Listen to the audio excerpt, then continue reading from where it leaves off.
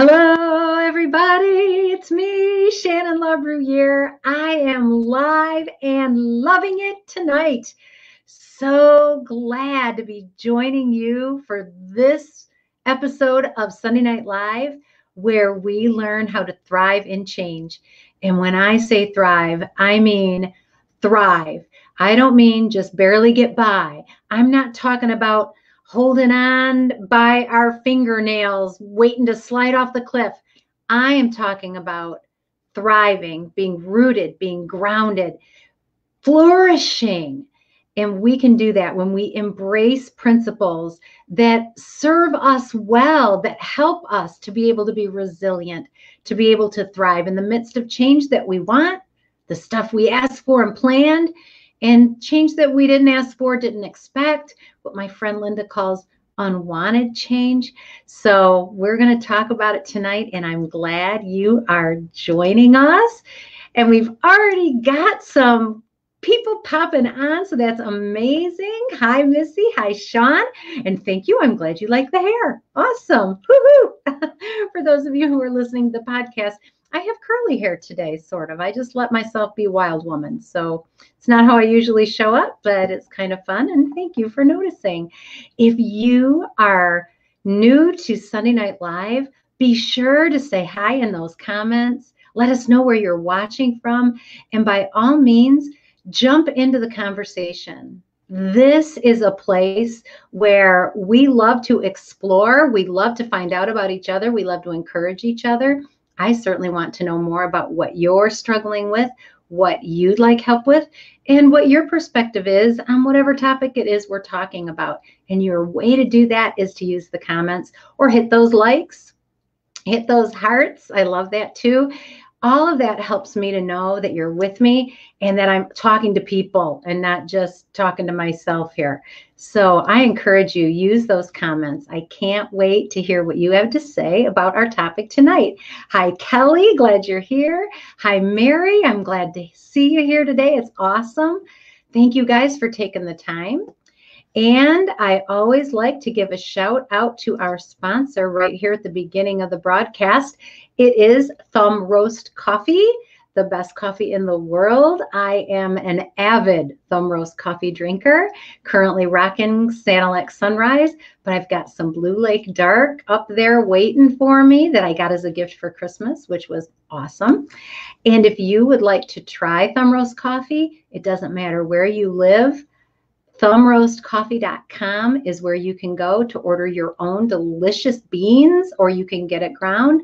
And it's 15% off if you use the discount code THRIVE, like Thrive and Change, THRIVE. I encourage you to do that. You will not be sorry. I promise. Oh, and here's Carol and company. And welcome. Thank you. All right, so we're going to get started. And tonight's hashtag that we're going to lean into is trust the process. Trust the process. And I'm the first to admit and the first to want to make it very clear that change is always a process. It's always a process. Well, let me put it this way. Our adjustment to change is always a process. Change sometimes happens instantaneously, but our adjustment to change is always a process. And if we can lean into that knowledge that our adjustment to change is a process, and that there is a process, that we can trust it, that we're not just adrift in this sea of, oh my gosh, what's happening, that what I'm going through is I'm growing, because growing is changing. The things that I'm going through as I'm growing, the things you're going through as you're growing are part of a process. And if we trust it, we don't have to run away or hunker down in fear. We can lean into that and understand it. So before I even get started on my confessions tonight, and I do have some confessions. Oh my gosh, you guys, do I ever. But before I even get started on that, I just want you to know that whatever changes you're going through, you might be confused, you might be angry, you might be in denial, whatever it is, it's okay. because it's a stage, it's a phase, and you can move out of it. You can trust that and know that if you choose to, you don't have to stay stuck wherever you're at. All right, I'm going to give a couple more shouts out, and then we're going to jump into the topic. And so, hi, Sylvia. I'm glad you're here. And Samantha's here. I'm Samantha's favorite aunt, right? Right, Samantha? Wink, wink, nod, nod. I'm just honored that my niece would show up here and take part in this awesome principle-based discussion about how to thrive and change. All right, so let's get started, you guys. Here we go. Hi, I'm Shannon, and I'm a hoarder. I don't want to be a hoarder. Hey, Tammy, I don't want to be a hoarder. So I'm in the process of changing from having a hoarding mindset to an abundance mindset. And so if you're taking notes, that's the first thing I want you to write down, that hoarding is a scarcity mindset. Hoarding says, I don't have enough. And it is the opposite of an abundance mindset, which says there's more. There's plenty. There's lots. Oh, awesome. Oh, Laura, I'm glad you're here. So my business is growing, you guys, and this is an amazing thing because my business is my purpose. A big part of my purpose, not the sole part, but my business is me living out my purpose, helping people to do exactly what we're doing here, helping people to thrive and change. And I'm particularly passionate about helping leaders grow, helping leaders, because leadership is influence, nothing more and nothing less.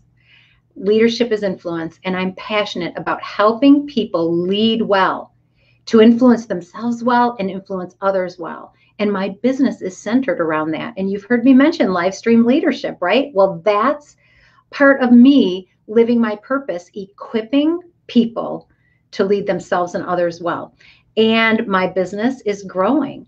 And I'm delighted to say, it's time for me to make some investments in my business, like getting my website looking exactly the way I need it to be, so that when people go there, they know what they're looking for, they can find what they need, they can get the information. It's pretty cool. Excited about that. I want that website to be powerful. And then I want a place where I can put my programs so that people can access them easily. So I've got money earmarked to hire somebody to do that work because I am not capable of doing it right now. And I am not interested in taking the time or the energy to learn how to do it. So that's a valid choice. And I highly recommend it. I'm going to stay in my strength zone. I'm going to teach people. I'm going to encourage people. I'm going to work on the stuff that I'm great at. And I'm going to hire somebody with this money that I have set aside to work on that website and build that platform online where people can actually experience leadership, growth, and development live stream, right? Virtually. Awesome.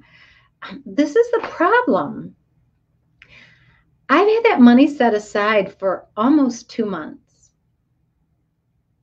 I know, almost 2 months. Almost 2 months. I've been well equipped to up-level my business and hire somebody to do work, and I haven't done it. And I haven't done it. And then I think, oh, I need to do that.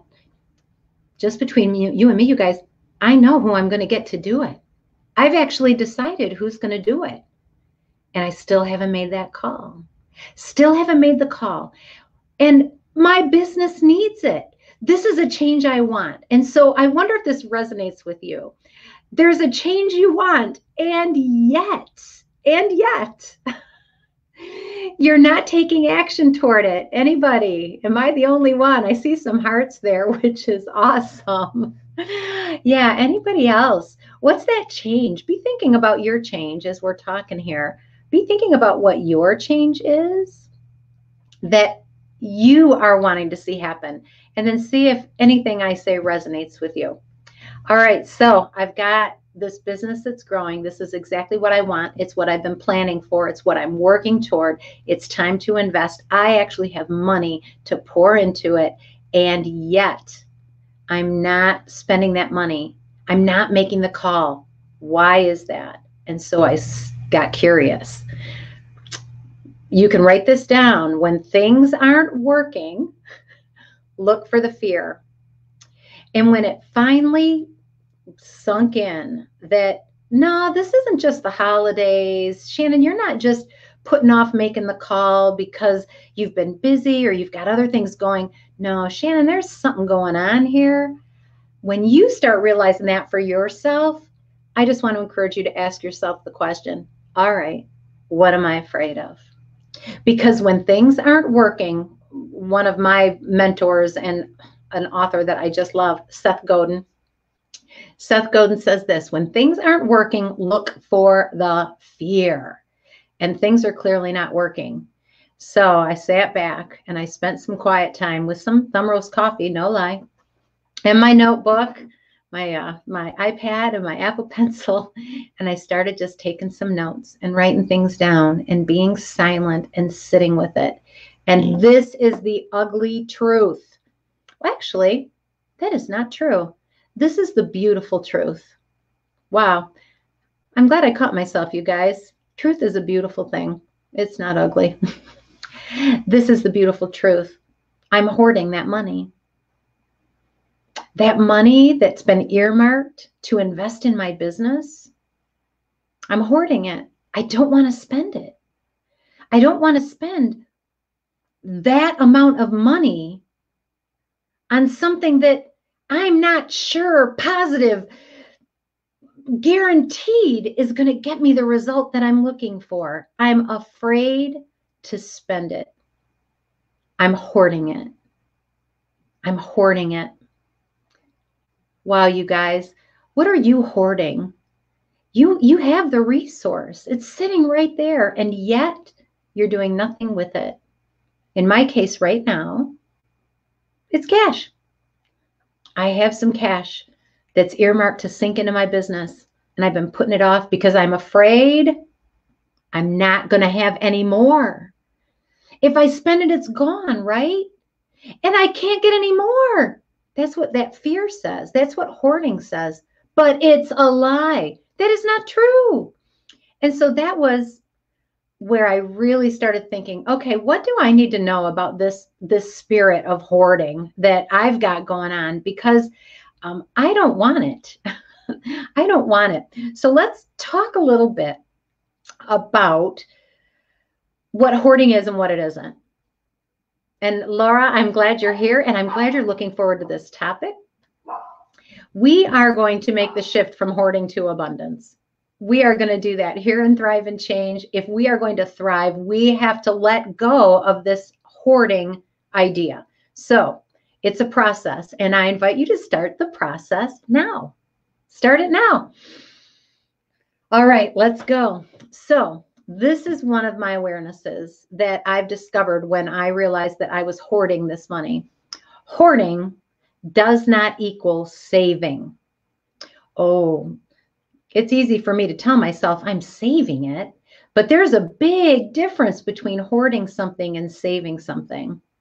And this isn't a dictionary definition, but for me, this is what it means. And see if this resonates for you. And you might have a slightly different take on it. And if you do, I invite you to share it. So to me, hoarding means it's a fear of not getting any more. A fear that if I use it, it'll be gone. It's a fear of lack. And it's a fear of there being scarcity. Hoarding is fear. It's a fear of not having whatever it is, not having enough.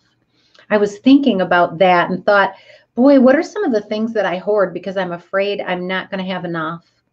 So that cash earmarked for our business is one thing. Sometimes I hoard my time or my energy. I say, oh, I just don't have the energy for that. I don't have the time for that. But that's fear of running out. That's fear of running out. And this is what the opposite of that is. The opposite of that is investing. If I'm afraid I'm spending that money and it'll be gone forever, it just triggers this fear of hoarding, right? Oh, Kelly says this, and Kelly, this is a good point, and I'm going to tell you what I discovered thinking about this. I don't think it's hoarding your money, it's being cautious. Yeah, and so where is that line? And I think that we have to know ourselves well to know where that line is. But for me, Kelly, the decision is already made. I decided that that's what was necessary. That's what needs to happen. I can see that in my business. I know that as an entrepreneur. My heart tells me it's time to do this so that I can serve people better and fulfill even more of what I'm called to do in this life. So it's not me being cautious at this point. It's me being scared of spending it and then needing it for something else, or scared of spending it and not having it. And that's the opposite of saving, right? Hoarding says, I am going to hold back and hold on because I'm afraid that I'm going to run out, that I'll not get any more. I'm afraid that there's not enough to go around. And so I'm going to hoard this and hold on to it and not use it for what it was designed for. That is a key. Hoarding is holding on to it, but not using it. Because if we used it, it would be gone. All right. Or is that making sense? If we used it, it would be gone. And it being gone scares us more than missing out on the good it could do if we used it. All right. So hoarding is not the same as saving. Saving is being purposeful and being hopeful. And saving isn't hoarding.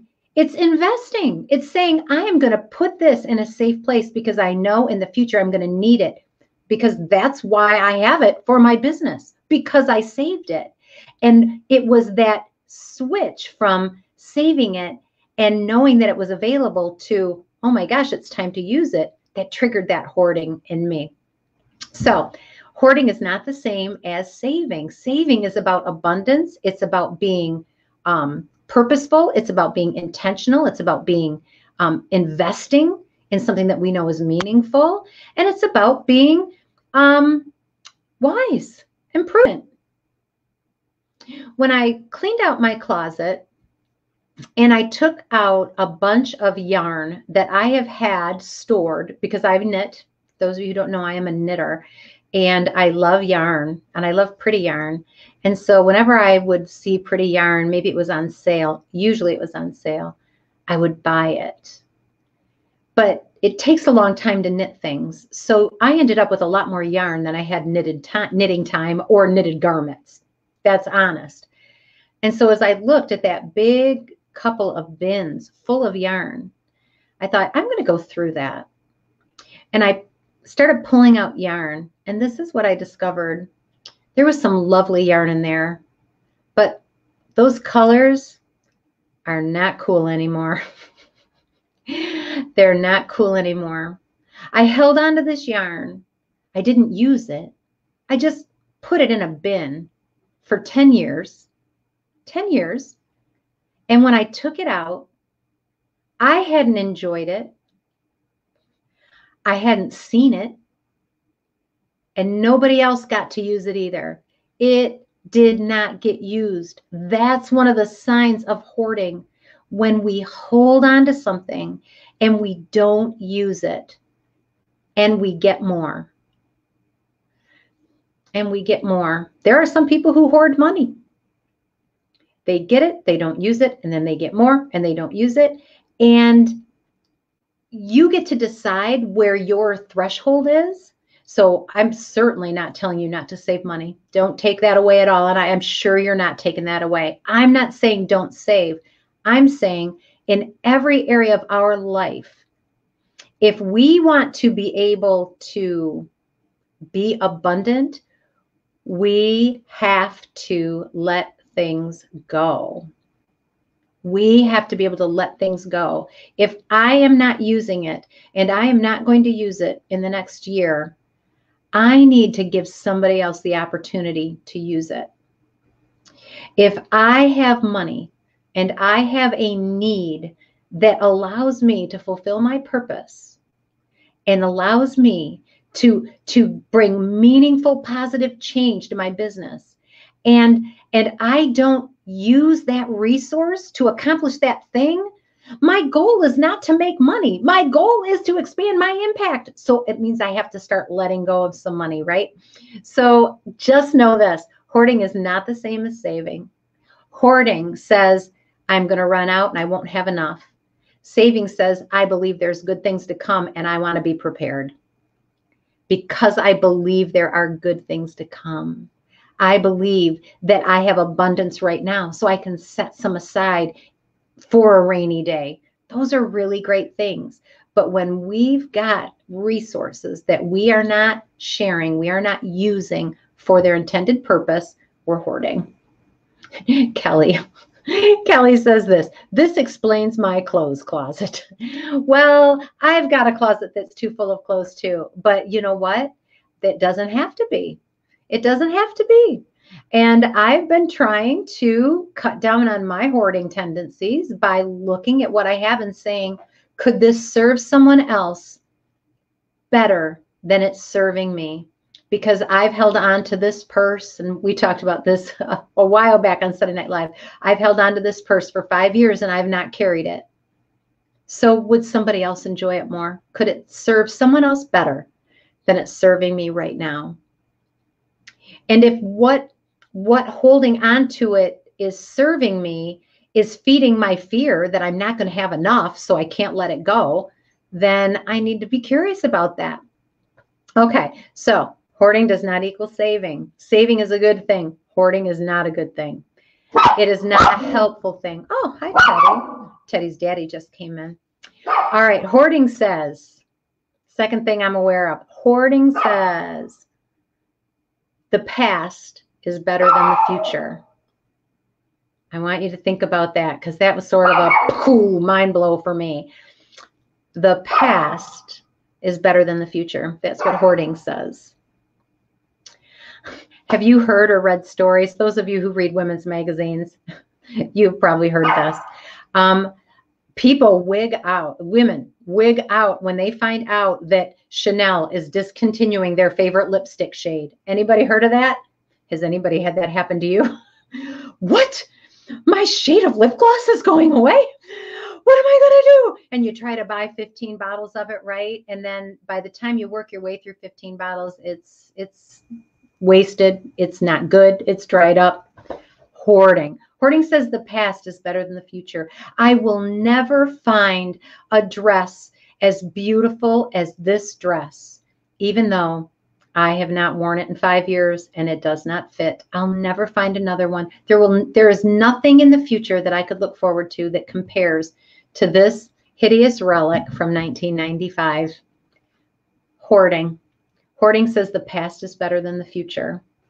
When we're holding on to resources that set us up to pave the way to a better future, investing, saving, when we're holding on to resources that set us up to have a better future and we're not using them, it's time to take a look and say, do I believe my future is positive? Do I believe my future is sure? That's the question I had to ask myself when I was resisting making the commitment to invest in my business. Okay, Shannon, do you believe that you're doing good? Do you believe that God's got great things in store for you? Do you believe that you're walking out your purpose in this life? Yes. Then why are you afraid to invest in it? What's back there isn't going to do you any good. Put it forward. Pay it forward. Does that make sense? Is this resonating to anybody? It might be triggering some fear in you, and that's okay. That's okay.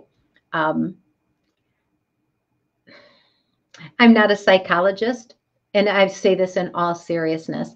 If you do have a hoarding issue, if you've got a disorder, that causes you to hoard things, then I encourage you. There is help for that. There is help, and you can speak to a counselor or a psychologist. You can talk to somebody, and I encourage you to do that. I encourage you to do that. What we're talking about here are these bumps and glitches and hurdles that we experience as we're going through change. That we experience as we're going through change, part of that process of shifting out of, I used to not have enough, and so now I have to hoard food, which was something that I also did because I had a lot of stretches in my life where I didn't have enough, but I'm not there now. So it was understandable, but it's no longer necessary. So Kelly says this, I find it hard to spend money. That's interesting, Kelly, and thank you for sharing that. Yeah, it can be tough sometimes. And what it's up to you to do is decide, is it an investment or is it an expense? Are you wasting it or are you investing it? Is it moving you forward or is it adding to a pile of things that you don't use anymore? Whatever standard you want to use, but it's really important to spend some time thinking about that. What am I willing to spend money on? What am I willing to invest in?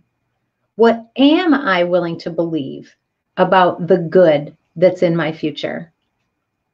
And what is the money for? What is it for? And you get to decide. But you decide that not based on what social media tells you or advertisements tell you or commercials tell you. You get to decide what it's for based on what your principles are and what your priorities are and the good you want to see in your life and that you want to share with the world, right? We bring the honor to that. We bring honor to that. And I could have used hashtag bring the honor for tonight's topic because it really is an issue of us. Who are we going to be when we show up? And are we going to be fearful and scarce? Or are we going to live in abundance and trust that there is good coming our way? All right, Carol says this, we did hoard a bit of food in 2020 when we were unsure of the times. We invested in a small freezer. It was for our comfort zone for the moment. Yeah, and prudent given the circumstances.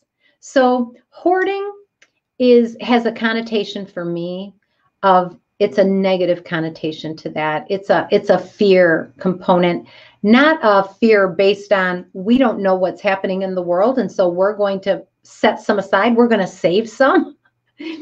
But I know for me, that sort of swung in a bad way, right? We laugh about people hoarding toilet paper, right? Having 3 years worth of toilet paper. I fought the urge to go buy toilet paper, but it wasn't because I didn't want to hoard it, you guys. I wanted to. I just was more concerned about going out. So turned out we had months and months and months worth without me going and stocking up. It's amazing how much we actually have, how much abundance we live in.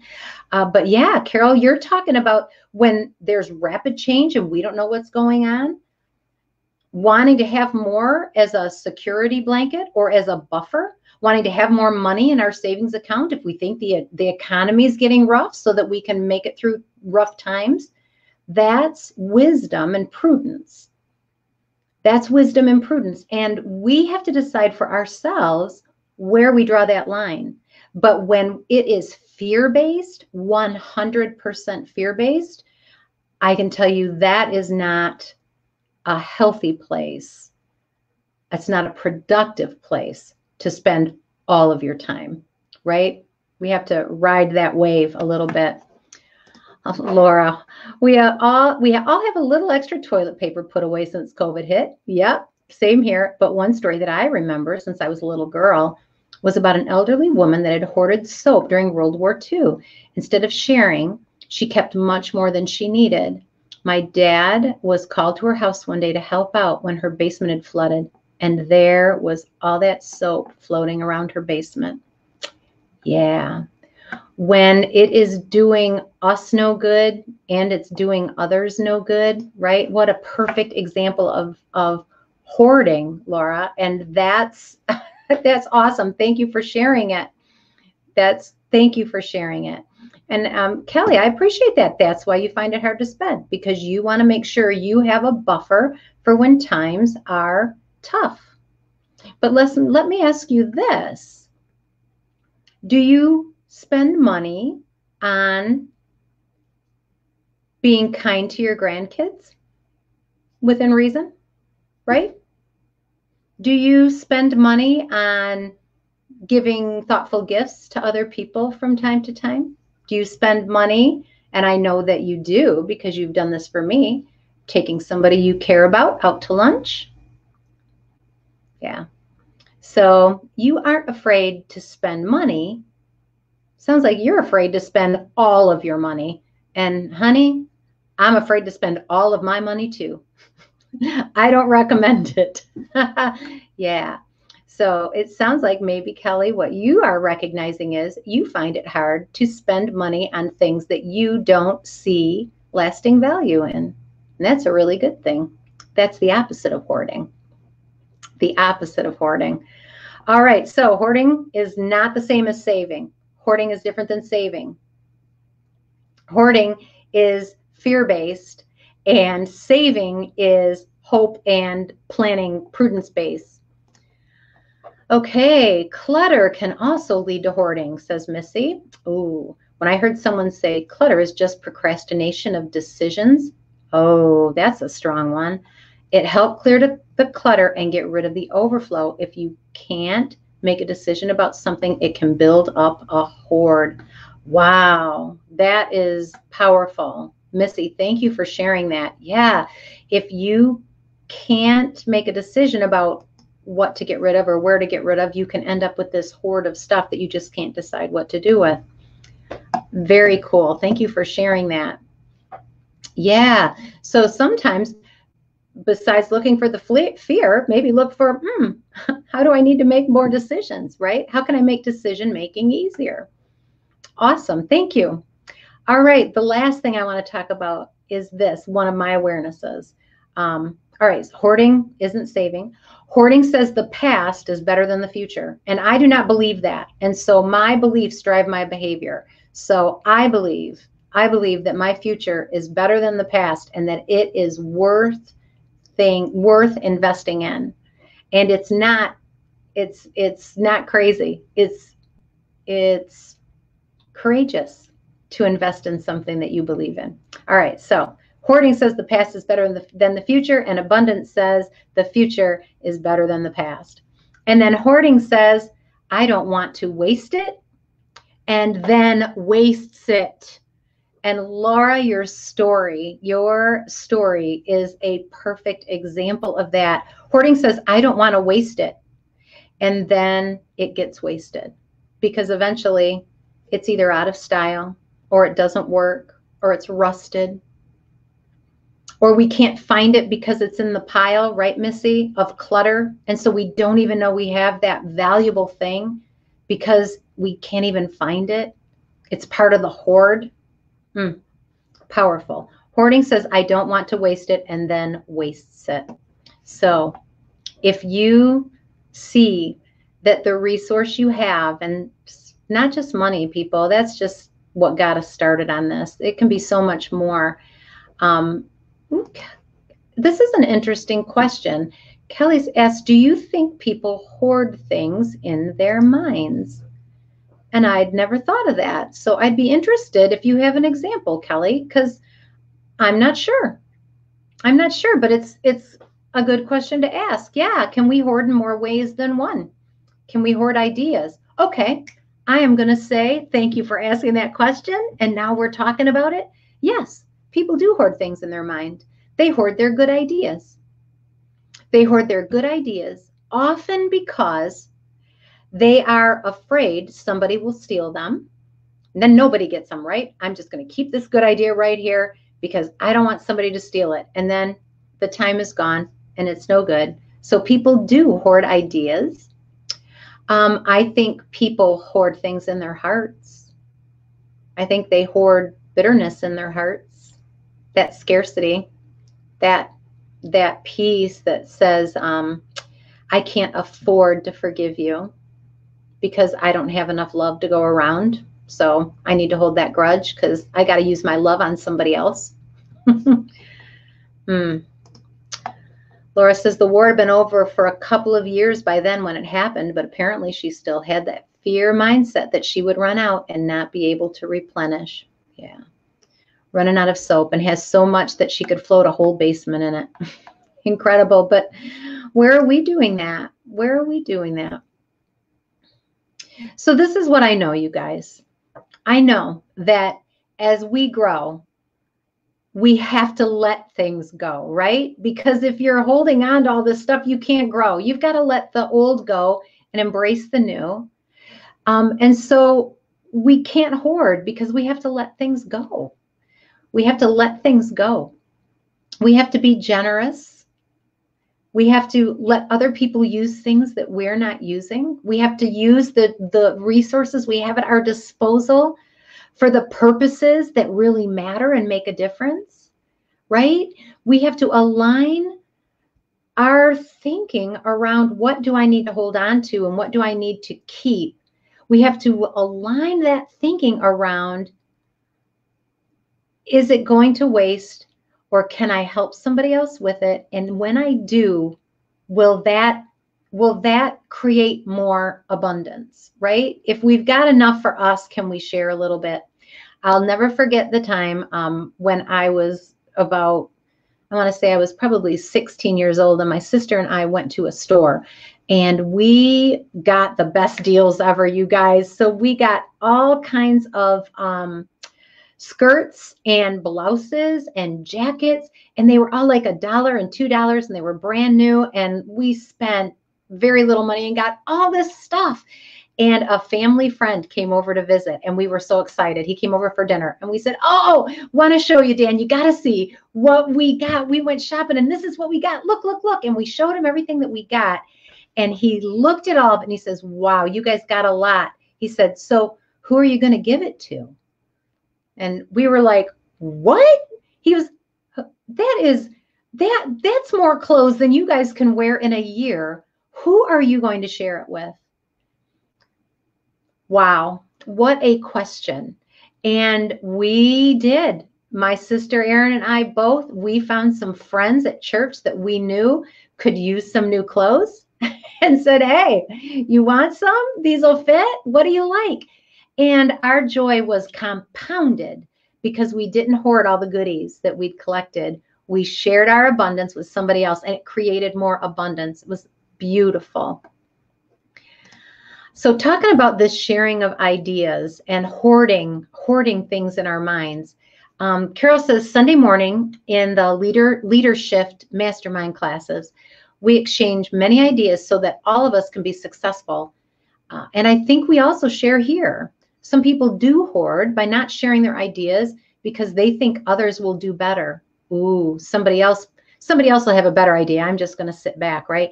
But you have taught us to share, and all of us together can excel. Great question, Kelly. We can be generous with our words too. Yeah, I love that take on it. Examples of where people are being generous. I agree 100%. I think people weigh down their minds hoarding things and have no room left for joy. Kelly, you're right. Yeah. Yeah, when we just try to hold on to too much, it squeezes out all the joy. So I hope that you've learned a little bit from the lessons that I've been learning, thinking about why I'm not making the call to get this next leg of my business, this next phase up and running and thriving so that I can serve better. And my awareness that I was afraid to spend that money because I was afraid that I wouldn't get more. But my business makes money. I will get more. And if I do that, I'll get even more because I will be able to serve more people, and more people will be able to take part. Hoarding is the opposite of abundance. And that scarcity mindset, I want nothing to do with it. I want nothing to do with it. I want to look ahead and see there is good. There are good things worth saving for, like retirement. Yeah, I know I'm going to have a long, healthy life, and so I'm going to put money away now so that when I retire, I can live. I can live a life that allows me to serve people and continue to enjoy being on the planet. All of that good stuff. It's complicated. So I don't know if I'm sure I didn't solve any of your problems, but I hope that I was able to get you thinking about maybe areas in your life that you might be hoarding and what you can do to shift from that scarcity mindset to one of abundance, because abundance is where all the joy is, right, Kelly? That's when we realize that we have everything we need to do the next thing we need to do. And if we do that, we'll get more. We were designed to be rivers, not reservoirs. Good comes to me, I pass good on. Good comes to me, I pass good on. Good comes to me, I pass good on. And if good comes to me and I sit on it and I hold it, it gets stale and rancid and old, and the yarn goes out of style, and the clothes don't fit anybody anymore, and nobody's been able to get joy out of using the things that I've just been stashing in my closet when it could have been blessing somebody or bringing them some joy. I'll tell you, focus on being a river. Focus on understanding that you were called to good works. God's got something good for you in store. Everything good is ahead of you. The past isn't where it's at. Let it go. Don't hoard it. Move on. Oh, Carol, I love this. I just shared 2 of my crock pots and got one for Christmas. So don't hold on to your things. Share. I love that. You gave away your crock pots and then got another one. Yeah, hoarding crock pots is something I could do, actually. I love me a good crock pot. And there's always at a party, when I'm getting ready to have a party, I think, oh, do I have enough crock pots? It's amazing, though. People are always willing to bring one, so you don't have to hoard them. All right, you guys are amazing. Thank you for being here, for sharing a little bit of my journey this week, for listening to what I'm learning. I appreciate all that you do for yourself, because when you grow yourself, you change your world for the better, and those ripples reach more people than you could ever imagine.